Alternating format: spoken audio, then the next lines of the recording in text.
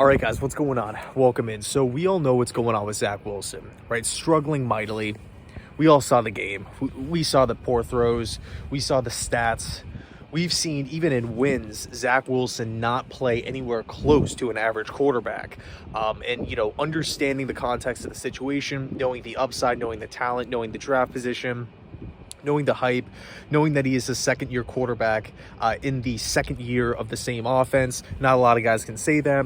Knowing that he has multiple offensive weapons and a top-5 defense in football, you want more. You want more as a coach. You want more from his peers, right? The players on the New York Jets. You want more as fans from Zach Wilson. And we're not seeing that. We're not seeing that at all. And, everybody is coming down on Wilson, whether it's, TV personalities, fans, like we all know where Zach Wilson is at this point in time. But in this video, I really wanted to talk about what I think Zach Wilson needs to do moving forward, specifically this week. And we're going to talk about the off the field and the on the field stuff. I really want to split this video up into two sections. Let's talk about the off the field stuff first.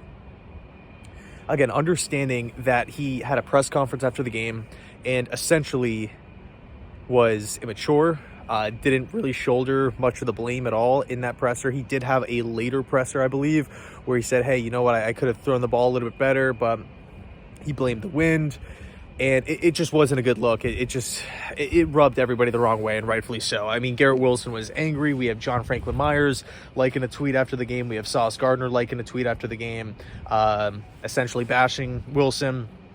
This is what I would do if I'm Zach.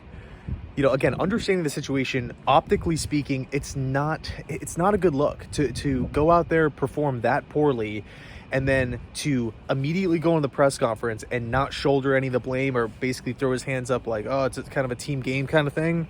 It's just, again, irresponsible. And I know it sounds a little stupid or a little simple here, but if I'm Zach Wilson, I'm just going to be a real dude. Just be a real dude. I mean, people really appreciate when you just put yourself in other people's shoes for a second. If I'm Wilson, I'm not going on Twitter. I am not going on Instagram. I'm not going to the media.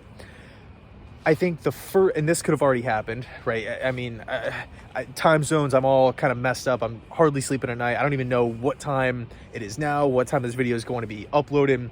But the first time, again, if I'm Zach Wilson, the first time I set foot in the Jets facility, I think I'm going right to the defensive meeting room, right? Where they have all the defensive players. Jeff Ulbrich, if you walk in and Ulbrich's having a meeting, interrupt him, cut him off. Hey, coach, gotta get 2 minutes, real quick. Jump up to the front of the room and address this defense. Just say, you know what? This is a 6-4 football team. We all know this. We also know that, you know what? You guys have carried the load. You guys are carrying this team 2 wins. I get that. I see the numbers. I'm watching the tape every week. I'm practicing against you guys. We got a freaking all-pro and Quinnen Williams sitting in this room. We got the rookie of the year sitting in this room in Sauce Gardner. It's my job, my responsibility to help propel this team forward, and I'm not doing that. So moving forward, I'm going to be giving it 110% of my time, my effort. I'm going to give it my all to make sure I'm doing my job as a quarterback, as a leader of this football team, because frankly, I'm not getting it done. In regards to the press conference, I mean, coming off a performance like that, I was pissed off. I was angry just like you guys. I knew the New York media is sitting out there, like sharks in the water smelling blood. They're coming at me with questions. I was short, I was snippy, I was immature, I was essentially a baby, so you guys deserve better. The offense has got to pick it up. That's on me. That is on me. It's not on you guys. Just keep doing what you're doing, and I'm going to try to turn this thing around. That's what I would say. Again, from the off the field part, I mean, if you're a defensive player hearing that, and Zach is just a real ass dude for a second, again, not saying that on Twitter, not doing anything, saying anything publicly to the media or anything like that, just being a real guy behind closed doors in the meeting room. Maybe dap everybody, like just be that guy. Be the responsible leader. Be the quarterback of this football team. Take a page out of Josh Allen's book. We all know Josh Allen is elite. We all know Josh Allen is the best quarterback in football. If you don't agree with that, he's no worse than top 3. We know how good of a player he is. After that Jets loss, he goes out there and look, Josh Allen wasn't perfect, but he didn't have a bad game. He says, you know what? It's hard to win a lot of football games when your quarterback plays like crap. That's what he said. It wasn't all on Josh, but he took the blame. He deflects the credit and takes the blame. That's what a good leader does. And I think Wilson has a chance to do that here. I mean, again, everybody's coming down on him. Press conference performance.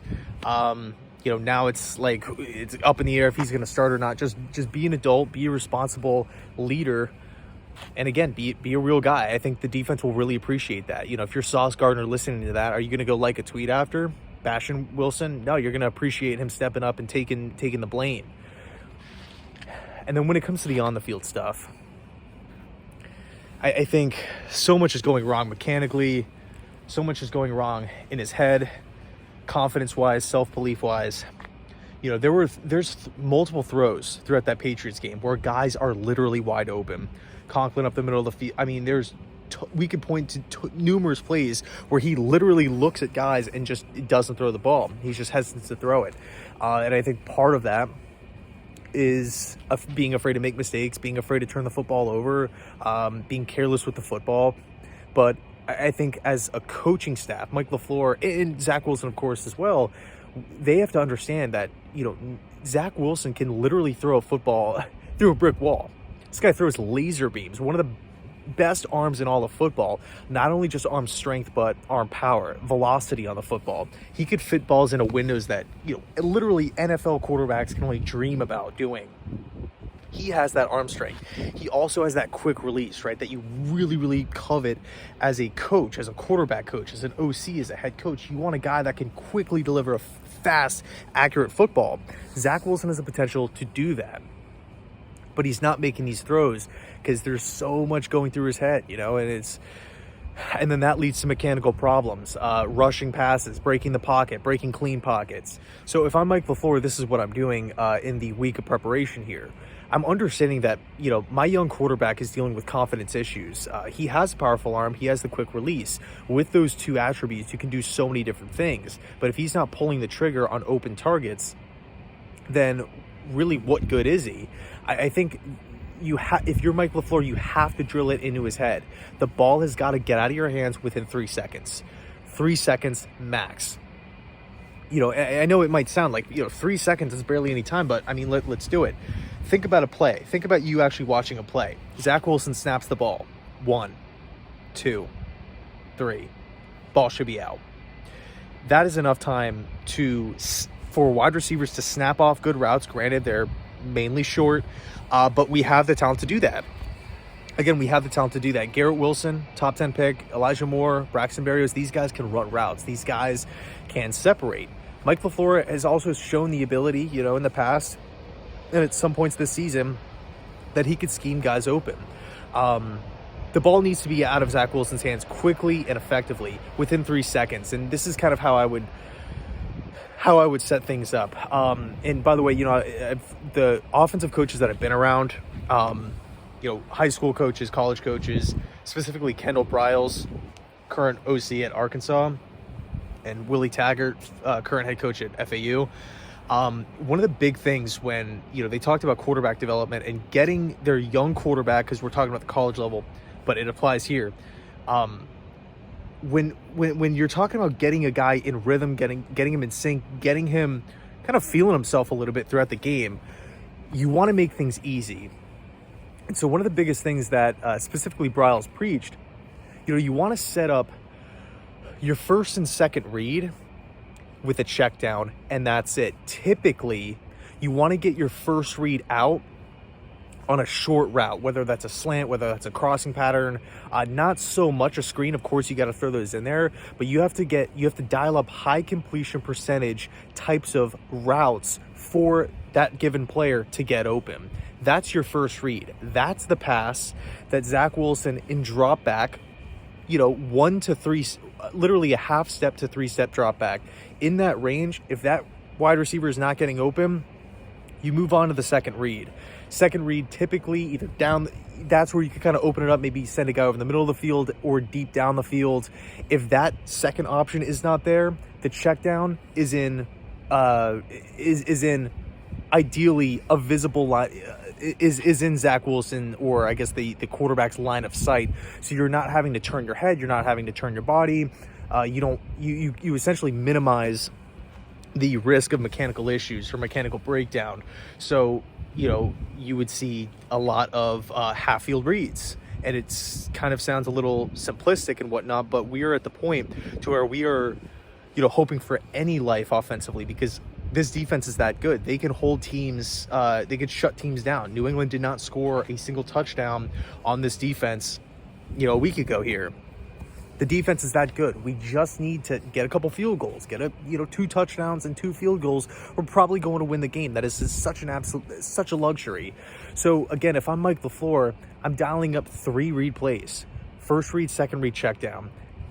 Important stuff, right? The take home notes. First read, short, simple. There has to be a high percentage of that player getting open. Again, the Jets have the personnel to do that. In the event that he doesn't get open, the corner locks him down. Maybe Zach Wilson doesn't like the coverage. Maybe wide receiver trips, whatever the case is. You move on to your second read. If he is not open, then you go to the check down, which is right in front of your face, whether that's a crossing pattern, whether that's somebody leaking out through the offensive line like a running back, whether that's a tight end in a quick turnaround situation where you don't have a lot of thinking. It's literally you're dropping back. Again, that 3-second rule, you're dropping back. You're looking at that first target. If you don't feel good about it, you go right to the second target. If you don't feel good about that, the check down is right in front of your face, and you just get rid of it. Throw the football fast, hard, and don't think about it. Just pull the trigger. He has the arm strength. I mean, think about all these guys with weak arms in the NFL. Like Sam Darnold, like lofts passes. Ryan Fitzpatrick, lofts passes. Like these guys, Zach Wilson, top arm, elite arm. He doesn't need to be pulling the ball back and patting the ball and everything like that. Like, he can rip it. Give him simple reads, and again, really making sure that second read and the check down are stacked, as long as they're in the same line of vision, because then when you start messing around, when we're essentially taking into consideration the confidence level and everything like that, and then you want to factor in Zach having to go through 3, 4, 5 options potentially, that he's thinking about running it, taking a sack, should I throw it away, what's going on, what's happening on the right side of the field, I'm looking over to the left side, roaming, making sure what the safeties are doing on the back end. If you want to just kind of clear the noise and just quiet everything down, you just make things simple with 1 read, not there 2 read. Typically, right, there's not a lot of eye movement in between the 2. Check down right there, and that's it. You rely on your running game, you rely on the short passes, and you tell Zach the ball has got to get out. The ball's got to get out fast, and you just got to rip it. You just got to trust. You have to have conviction in your throws. If you don't, and you're hesitating, you're waiting for guys to like break open and have a step between him and the corner, the defensive back or linebacker dropping in coverage. It's just everything's going to be late. Everything is going to be clunky. So that's just my word of advice. I would love to hear your thoughts down below in the comment section, but it should be really interesting to see what the Jets decide to do at the quarterback position. Anyway, thanks so much for watching. Let me know your thoughts, and as always, go Jets.